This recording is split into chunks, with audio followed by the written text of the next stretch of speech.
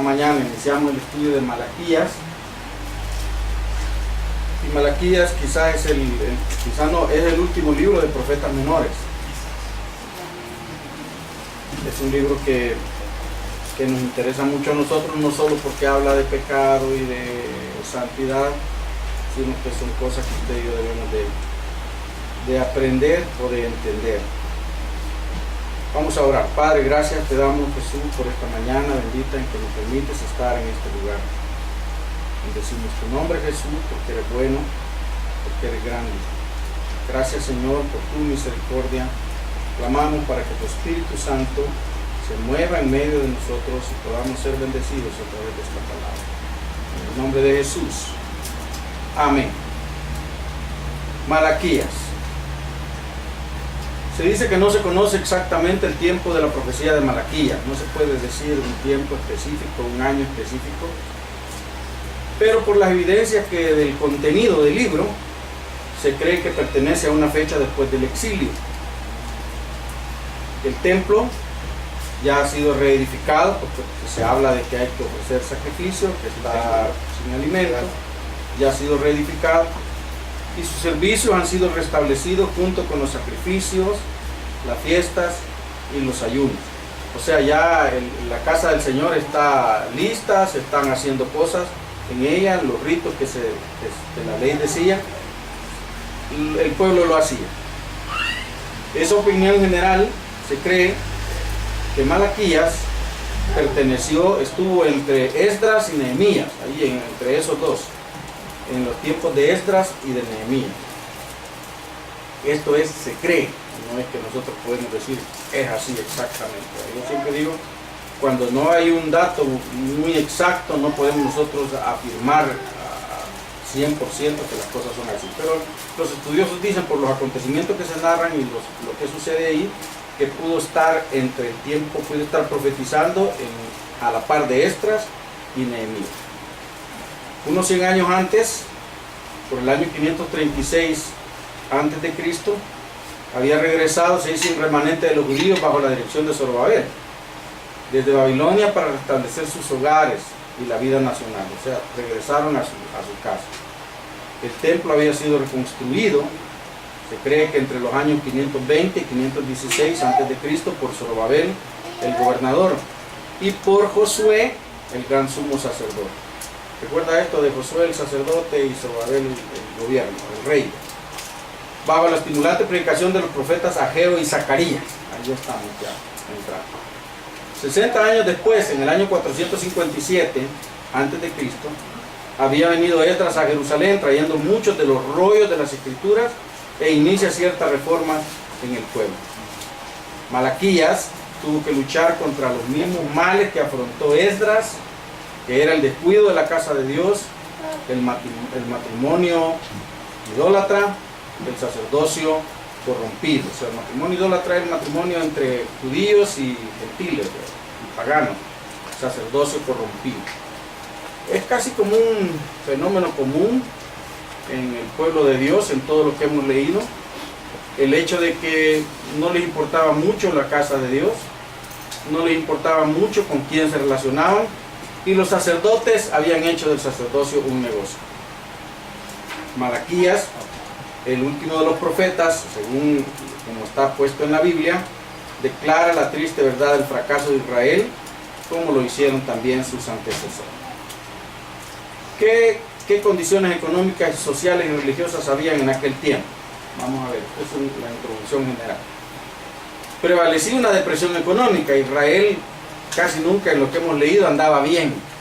Casi siempre estaba en depresión económica. Se dice que las cosechas eran pobres, las pestes arruinaban las plantas. Los sacerdotes eran tan corrompidos e inmorales que nadie creía en ellos ni en sus enseñanzas. ¿Podemos ver algo parecido en este tiempo? Quizás, algo parecido.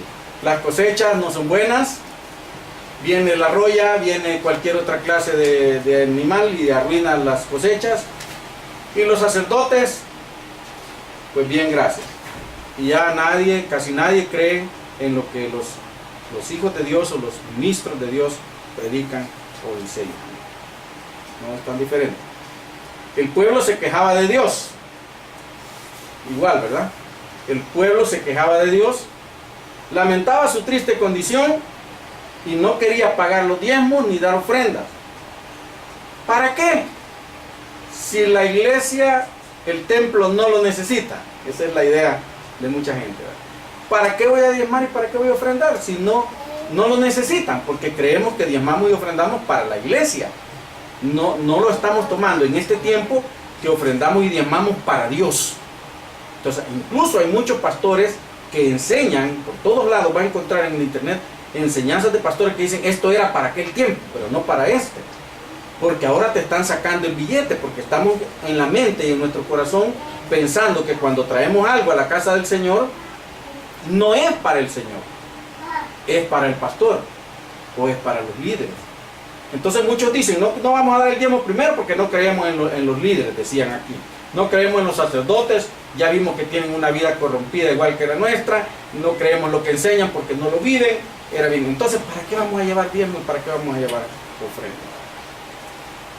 Cometían injusticias sociales el pueblo, o sea, no eran justos, entre ellos mismos se esclavizaban, se dañaban, se robaban, y se habían mezclado. Esto es lo que el inicio de todo el problema para la humanidad, se había mezclado con los paganos.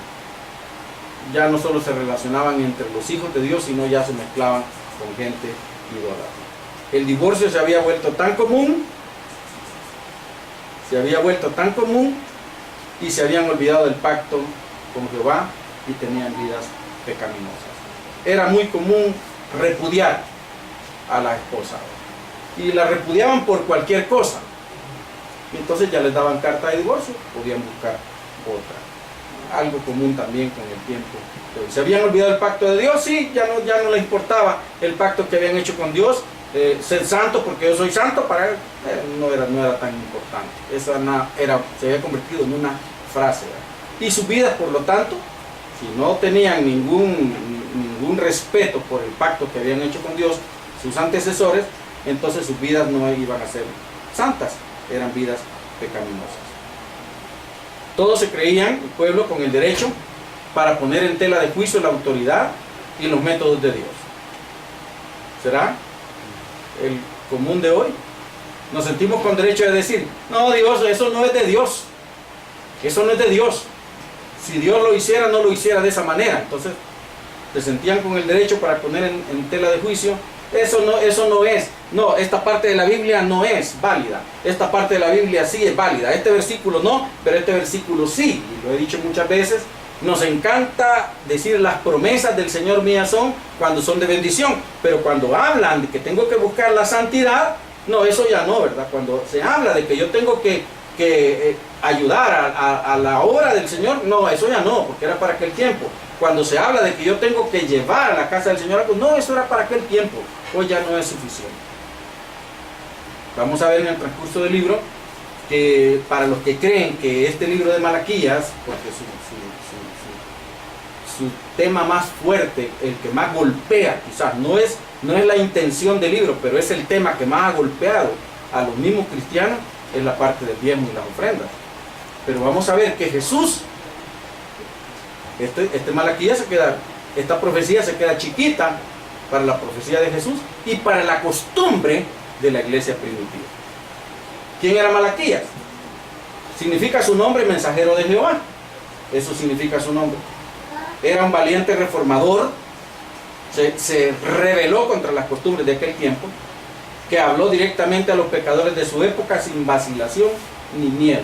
Me recuerda a un Lutero de aquel tiempo, que se rebela contra las costumbres, contra la idolatría, contra la corrupción, y habla directamente al pueblo y dice, ustedes tienen que buscar la santidad y tienen que comenzar a hacer las cosas como deben ser.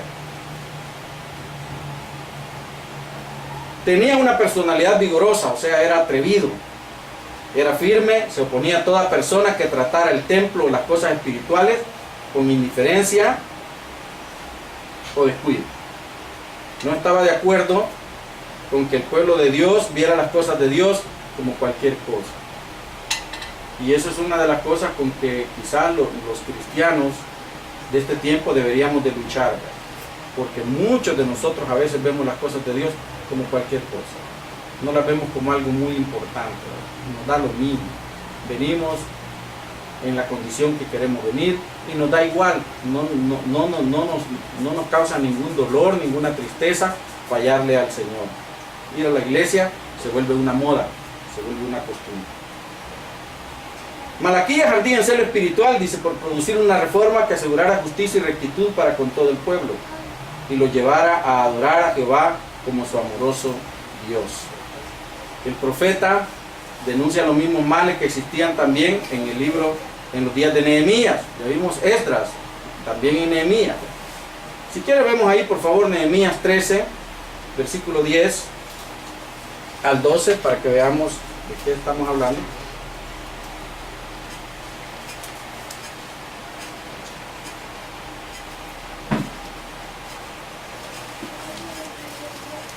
¿Tiene Nehemías 13?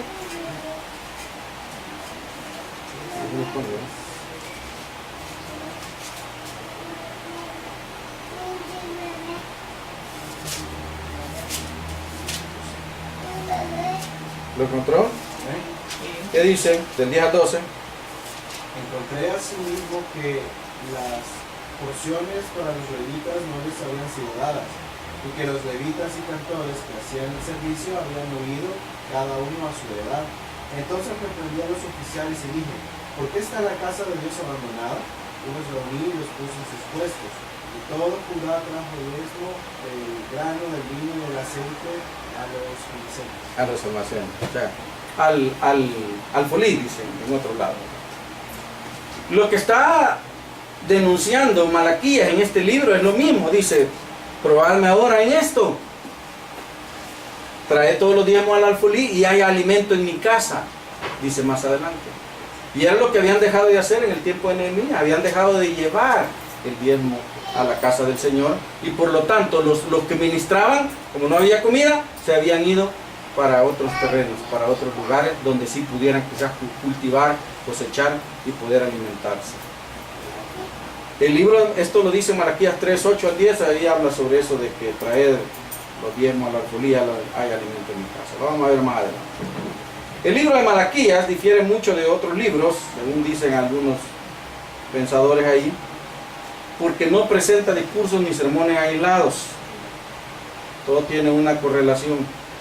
Podemos escuchar a su auditorio respondiendo a sus argumentos con comentarios, preguntas, objeciones y excusas.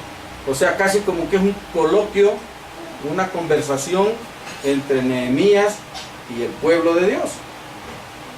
Como un maestro en debates, Malaquías se toma cada objeción y la contesta antes de pasar a otro asunto. O sea, cada cosa que el pueblo dice, cada queja que el pueblo tiene, hay una respuesta en la boca de Nehemías. Nehemías acusa al pueblo y a los sacerdotes de crímenes específicos, mientras llegan hasta él las débiles defensas. Pero dice: ustedes sacerdotes han hecho eso, han hecho esto otro, han dejado de hacer, y siempre la gente se está excusando. Malaquías, perdón, sí, Malaquías. Estaba diciendo Nehemías. Malaquías. Sí, es que Nehemías era el sobrino, no. Malaquías. A través de todo el diálogo que vemos en el libro, se describe el amor divino y la infidelidad e ingratitud del pueblo. Dios siempre es amor, y el pueblo lo hemos visto a través de todos estos libros, y estamos terminando ya todos los profetas menores, y siempre es infiel, siempre se está quejando, siempre está haciendo lo que Dios dice que no hagan. Se llama a un sincero arrepentimiento, se responde a los escépticos, se desafía la impiedad y se hacen gloriosas promesas para los que son fieles, en el contexto general del libro de Malaquías. ¿Cómo inicia el libro? El libro inicia con una declaración directa de Dios por medio del profeta, y dice ahí en el versículo 2, el versículo 1 es nada más la introducción al libro, y dice: profecía de la palabra de Jehová contra Israel por medio de Malaquías. Y en el versículo 2 dice, inicia ya el texto: yo os he amado, dice Jehová, y dijisteis: ¿en qué nos amaste? ¿No era Esaú hermano de Jacob, dice Jehová, y amé a Jacob? Inicia con esta frase: yo os he amado. Y ese yo os he amado está en un tiempo infinitivo, ¿verdad? No solamente yo les amé ayer, yo les amo hoy y yo les voy a amar siempre. La respuesta de Israel, como en muchos lugares del libro lo vamos a encontrar: ¿en qué nos amaste? Casi como lo que dicen algunas personas hoy: y si Dios de verdad está conmigo, ¿por qué me va tan mal? ¿Y cómo pueden decirme a mí, cómo puede decirme a usted que Dios me ama y míreme con la condición que tengo? Y Dios siempre está diciendo: yo te he amado, yo te amo y te amaré siempre. ¿En qué nos hemos, en qué? Es una frase que se lee en varios lugares del libro de Malaquías. Ahí tiene los versículos donde frecuentemente se lee. El 1.6, por ejemplo, vamos a ir, el 1.6 dice: ¿en qué hemos menospreciado? La frase ¿en qué? En el 7, ¿en qué ofrecéis? Dice ahí, ¿en qué pensáis que la mesa de Jehová es despreciable? ¿En qué te hemos deshonrado? Dice ahí. El 2.17,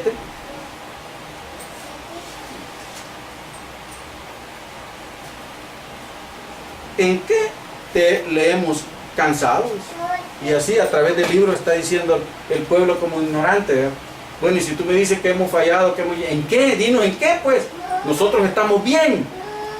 ¿Cuántas personas decimos así hoy, verdad? Dígame, ¿en qué le he fallado a Dios? Yo estoy bien, yo voy a la iglesia, yo voy a los cultos, yo participo aquí, pero andamos mal. Entonces muchas veces decimos, dígame en qué. Y pareciera como que el estilo de vida que la persona lleva no es tan importante.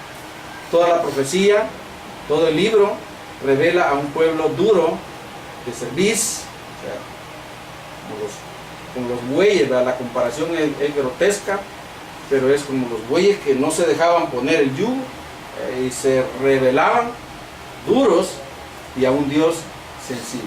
O sea, a un pueblo rebelde y a un Dios que era sensible, amoroso. El mensaje de Malaquías era para toda la nación de Israel. Se dice que cuando el pueblo regresa de la cautividad, estaban compuestos no solo de la gente de Judá, no solo judíos, sino también de todas las tribus de Israel. Para efectos del estudio general, una división general grande, el libro se puede dividir en dos partes: un mensaje a los rebeldes y un mensaje a los fieles.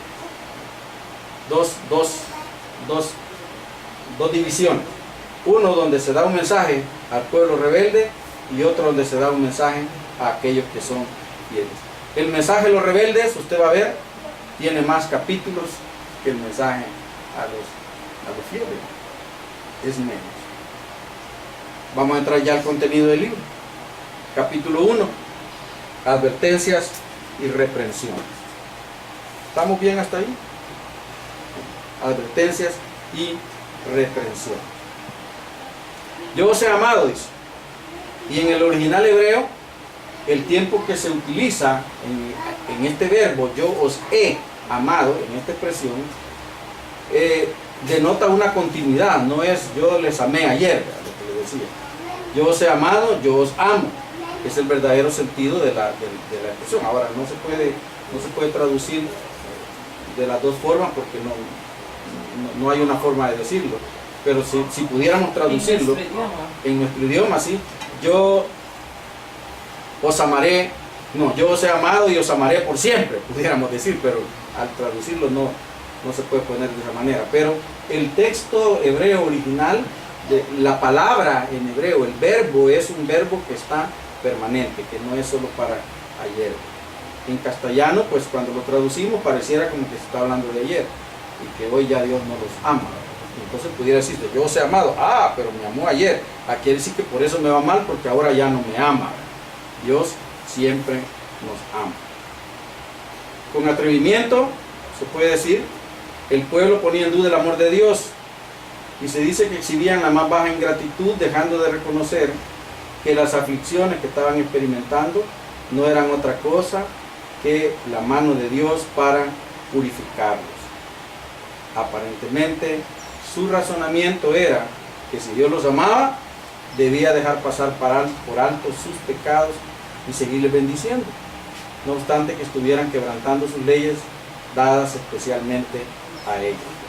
En el versículo 3, como prueba de su amor a la nación, el argumento que da a través del profeta del Señor se refiere a Esaú y a Jacob, y dice ahí en el final del versículo 2, no era Esaú hermano de Jacob, dice Jehová, y amé a Jacob, y a Esaú aborrecí, y convertí sus montes en desolación, y abandoné su heredad para los chacales del desierto.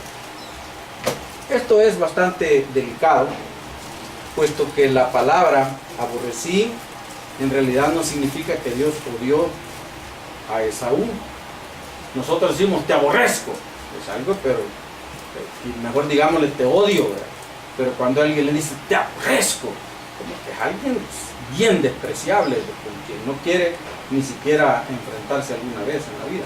Pero la palabra aborrecer aquí no significa odio, sino que se puede entender como que yo amé a este, pero a este lo amé con un poquito menos de amor. O sea, sí lo amé, pero no lo amé tanto como a este. ¿Por qué no lo amé tanto?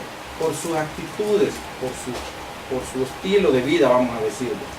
Ahora, menos amor es la traducción más, pero la escritura dice yo os aborrecí, y en otras traducciones dice odié. La palabra aquí se dice aborrecí, pero si vamos a otras traducciones dice odié, pero en realidad no es que Dios haya odiado a Esaú.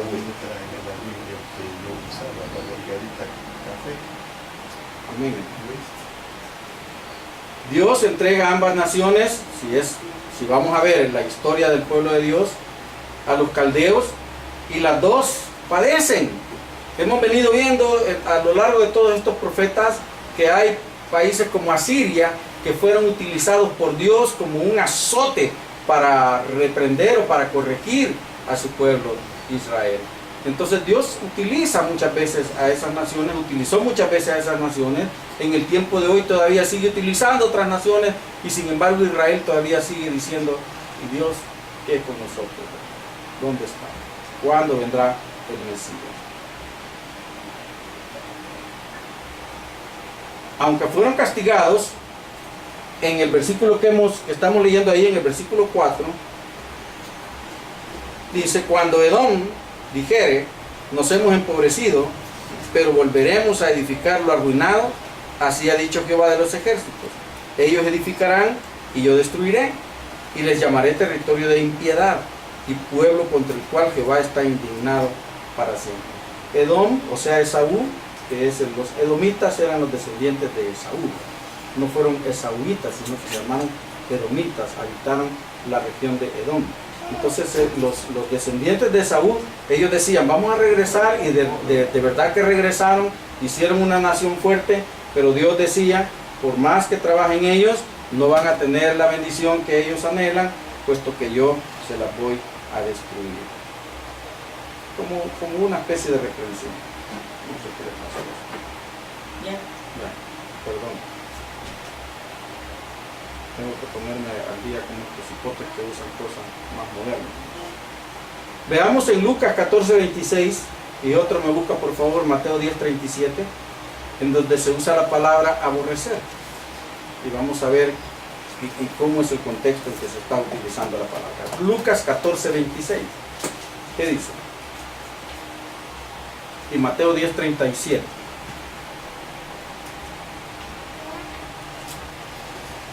¿Lo tienen? Lucas 26. 14:26. Sí, si alguno viene a mí y no aborrece a su padre y madre y mujer e hijos y hermanos y hermanas y aún también a su propia vida, ¿No qué? no puede ser mi discípulo. Si alguno no aborrece, ¿se puede imaginar? Madre, te aborrezco porque voy a seguir a Jesús. ¿Sería esa la idea de Jesús? No. Aborrezco, tengo que aborrecer a mi padre, tengo que odiarlo, tengo que despreciarlo, a mis hijos, toda mi vida es una basura porque yo quiero seguir a Cristo. No, no era eso.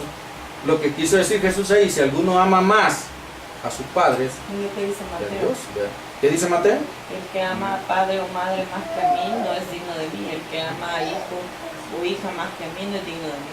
Y están utilizando las mismas palabras, ¿verdad? en diferente lugar, la misma palabra. O sea que aborrecer realmente no, en el contexto en que se usan aquí, esta palabra no es despreciar, no es no querer, no es odiar, sino que es como amar menos. Si alguno ama más a su casa que a Dios, pues no está bien. Si alguno ama más su trabajo que a Dios, no está bien. Si alguno ama más sus pertenencias que a Dios, no está bien. Entonces, en ese sentido está utilizada la palabra aborrecer. Se le da el mensaje a los sacerdotes en el versículo 6, y en los sacerdotes se está haciendo notar varias cosas. Primero, se está haciendo notar irreverencia en el sacerdocio. Se cree que un hijo, por instinto natural, por ley, que no está escrita en su corazón, sino que es algo que nace en él, debe honrar a su padre. Si no lo hace, es considerado un hijo desnaturalizado. ¿Qué pensamos nosotros cuando vemos a un hijo que golpea a su mamá, por ejemplo? Nosotros vemos a hijos que golpean a su madre, que insultan a su padre, y nosotros decimos, ¡ah, qué buen hijo! Este ya creció, ya es independiente, ahora ya tiene sus propios pensamientos. Decimos, no, hombre, ese muchacho no sabe en dónde está. A Dios, entonces, como padre, deberíamos de reverenciarlo, y como amo, deberíamos estar sumisos a Él. Pero los sacerdotes no hacían ni una cosa ni otra, no adoraban a Dios y tampoco se sometían a Dios. Mostraban insensibilidad e irresponsabilidad frente a Dios, diciendo, ¿en qué hemos menospreciado tu nombre? Mire versículo 6. Dice el profeta, el hijo honra al padre y el siervo a su señor. Si pues soy yo padre, ¿dónde está mi honra? Dice Dios. Y si soy señor, ¿dónde está mi temor? Dice Jehová de los ejércitos. A vosotros, oh sacerdotes, que menospreciáis mi nombre. Y decís todavía, ¿en qué hemos menospreciado tu nombre? O sea, no se sometían a Dios, no lo veían a Dios ni como Señor, y no veían a Dios tampoco como Padre, no lo honraban, no lo obedecían. Y todavía decían, ¿en qué hemos menospreciado tu nombre? Decían cuando yo estaba pequeño, y uno de los mandamientos que más me daban temor, porque no entendía bien qué es lo que tenía que hacer, era no usarás el nombre de Dios en vano, no jurarás. Una de las costumbres cuando yo estaba chiquito era que por cualquier cosa nos decíamos, te lo juro, te lo juro por Dios, te lo juro por Dios. Y eran mentiras. ¿Cuánta gente en este tiempo jura por Dios y es mentira? Jura por Dios y es mentira. Dice que ama a Dios, pero realmente no ama a Dios. Dicen que obedecen a Dios, pero realmente no obedecen a Dios. Y cuando les va mal en la vida, dicen, bueno, pues, ¿y qué he hecho yo para merecer este castigo? ¿Qué es lo que he hecho para merecer este castigo? Entonces los sacerdotes decían eso. ¿En qué hemos menospreciado tu nombre? Los sacerdotes, fíjense, los líderes religiosos. ¿En qué hemos menospreciado tu nombre? No obedecían a Dios y no amaban a Dios, no adoraban a Dios. Y decían, ¿en qué hemos menospreciado tu nombre? Eran irreverentes.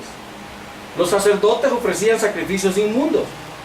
El profeta responde a su hipócrita pregunta, dice, aquí, ¿verdad?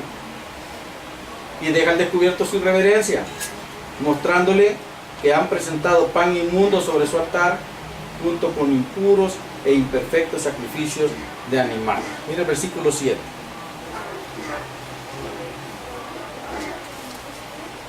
Dice el versículo 7. ¿En qué ofrecéis? ¿En qué hemos menospreciado tu nombre? Preguntan ellos y viene la respuesta. En que ofrecéis sobre mi altar pan inmundo. Y dijisteis, ¿en qué te hemos deshonrado? ¿En qué pensáis que la mesa de Jehová es despreciable? Los panes que tenían que ponerse en el altar eran panes especiales y tenían que ser cambiados periódicamente. No podían estar ahí hasta que se volvieran piedras. Eran cambiados periódicamente. Entonces, y ese pan era un pan del cual, sí, perfectamente los sacerdotes en algún momento podían comer, pero tenían que ser un pan elaborado especialmente para eso. Pero de seguro que los sacerdotes no estaban cumpliendo con el mandato de Dios. Y estaban llevando cualquier clase de pan al altar y hacían lo que les daba la gana. Entonces dice, ¿qué hacen ustedes? Les dice, ustedes traen cosas inmundas porque no las hacen como yo lo he dicho. Ustedes ofrecen pan sobre mi altar que yo lo considero inmundo. Y cuando ofrecen un animal, dice el versículo 8, ciego para el sacrificio, ¿no es malo? Todos ustedes y yo sabemos, aunque no sepamos a dónde está en la Biblia, fíjese que aunque usted no sepa en qué capítulo y en qué versículo de Levítico está eso, usted sabe que a Dios hay que darle lo mejor. Y que Dios pedía, si era un becerro, el que fuera perfecto, que fuera el primogénito, si era posible, y que fuera el más gordo, lo mejor. Dios pedía eso. No podía, y especifica ahí, no puedes traerme algo que esté patojo, algo que esté ciego, algo que esté enfermo, no lo podían traer al altar. Pero ¿qué hacían los sacerdotes? Eran insensibles, vamos a decir, claro, no estaban en buenas relaciones con Dios y ofrecían cualquier clase de animal. Cualquier clase de animal. Entonces Dios dice, ustedes sacrifican animales que no son limpios, que no son perfectos, que no son los que Dios ha pedido. Dios les había suplido los animales para que ellos pudieran hacerlo, pero presentaban a Dios lo peor. Fíjense que a mí no se me olvida, y lo he dicho varias veces, y lo voy a seguir diciendo porque me duele en el corazón haberlo hecho esa vez, y aunque yo sé que Dios me perdonó, lo uso como un ejemplo porque muchos quizás hacen así. Hay personas, y yo no menosprecio las ofrendas, no las menosprecio para nada, porque hubo una mujer que tenía nada más unas moneditas pequeñas y eso ofreció al Señor, pero era todo lo que tenía. Pero hay quienes, incluso al momento de dar la ofrenda y metemos la mano a la bolsa, estamos buscando la moneda más pequeña. Incluso un día yo, fíjese lo que hice, y eso es lo que les quiero contar al fin de cuentas. A mí me dieron en un cambio, en un vuelto, me dieron un billete que estaba más gastado que de lo que se puede imaginar. Estaban las orillas ya despedazadas, estaba roto de en medio. Entonces yo lo que hice fue ponerle un tape para que no se terminara de romper y pensé, este billete no me lo van a aceptar en la tienda. Porque en las tiendas hubo un momento que se pusieron bien exquisitas con los billetes que uno les llevaba. No, billetes no, porque ellos tampoco lo podían utilizar. Entonces, ¿cuál fue mi idea fabulosa? No, hombre, este billete lo voy a dar en la ofrenda. Y cuando pasó el canasto de la ofrenda, deposité mi ofrenda, el billete que a mí no me iba a servir y que nadie me lo iba a agarrar. Se puede imaginar la tristeza que debe haber sentido el Señor en ese momento cuando vio lo que yo le estaba ofrendando. Cuando tenía otros billetes en buenas condiciones que pude haber echado en el recipiente de las ofrendas. Sin embargo, yo pensé, este billete no lo voy a ocupar en ningún otro lado, no me lo van a aceptar. Y de aquí que vaya al banco a que me lo cambien, mejor lo doy en la ofrenda, porque total, ellos lo van a llevar al banco. Y así va a ser. Eso hacían los sacerdotes, y eso hacemos nosotros. Ofrecemos al Señor sacrificios que no son suficientes. Ofrecemos al Señor lo que creemos que ya no sirve, el tiempo que me sobra, la energía que me sobra, la que no voy a ocupar, el dinero que yo no tengo destinado para nada, eso es lo que yo traigo para Dios. Pero si yo pienso que esto me puede servir a mí, no se lo doy. Total, Dios no lo necesita. Y realmente Dios no necesita de nuestros diezmos ni ofrendas, no lo necesita. Quienes somos los necesitados somos nosotros. Y por eso es que tenemos que obedecer, porque la promesa, cuando venimos y traemos a la casa del Señor, lo que corresponde es que hay bendición para nosotros. Entonces estos sacerdotes hacían eso, presentaban, este animal no lo voy a vender, nadie me lo va a comprar, está choco, entonces se lo voy a dar al Señor, total. A Dios ni se lo va a comer. Para Dios. No, sencillamente, como dicen algunas personas, fíjense que es una expresión mala, incorrecta, pero algunos lo hacen como por mostrar quizás sencillez, humildad. Y dicen, hermano, perdónenme, yo no puedo cantar, pero como es para el Señor, lo voy a hacer. No, yo diría, miren hermanos, yo no soy un cantante profesional, pero voy a hacer lo mejor que yo puedo hacer para Dios. Pero como es para el Señor, no importa que no pueda cantar, mi hermano, que desentone todo y que le amargue el oído a la gente, yo lo voy a hacer. No es la mejor expresión. Pues ni modo, ¿verdad? Yo no puedo hacer esto, pero como es para el Señor, ahí voy a empezar a pegar ladrillos y los voy a dejar todos chuecos. No es lo que nosotros debemos hacer. Entonces estos sacerdotes hacían eso y el profeta se los está señalando. Ellos tenían la condición como para poder ofrecer sacrificios buenos, pero siempre estaban ofreciendo a Dios. Y fíjese qué tremendo, los emplaza el Señor a través del profeta. Y les dice ahí en el versículo 8: cuando ofrecéis el cojo o el enfermo, no es malo. Y les dice ahora: preséntale este animal a tu príncipe, a tu autoridad, llévaselo como un regalo. ¿Acaso se agradará de ti o le serás acepto? Dice Jehová de los ejércitos. Es lo que yo pensé. Si yo llevo ese billete a una tienda, no me lo van a aceptar, pero yo se lo voy a dar al Señor porque lo amo mucho. Y no podemos hacer eso. Una vez escuché a un pastor decir, ay, decía el pastor, va hermano, saque la cartera y busque el billete más grande. ¿Qué problema para la gente que anda un billete de a 100 y es el más grande? Porque le aseguro que la mayoría de nosotros, te lo digo por experiencia en algún momento de mi vida, lo primero que hago es empezar a contar y a buscar el billete más pequeño para dar la ofrenda. Y una de las cosas que Dios me enseñó es, si yo no cuento y busco la bendición más pequeña para dártela a ti, ¿por qué haces tú eso? ¿Por qué lo haces tú conmigo?